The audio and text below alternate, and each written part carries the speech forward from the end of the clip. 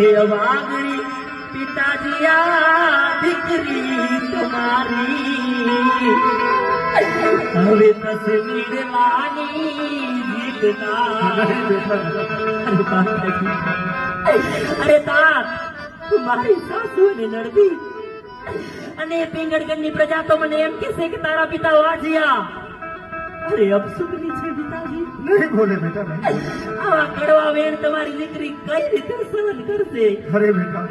જો તને કોઈ કડવા વહેણ કે કોઈ કડવા વચન બોલે તો બેટા તું સહન કરી જજે બેટા પણ સર્વ ઉત્તર ન વાર્તી.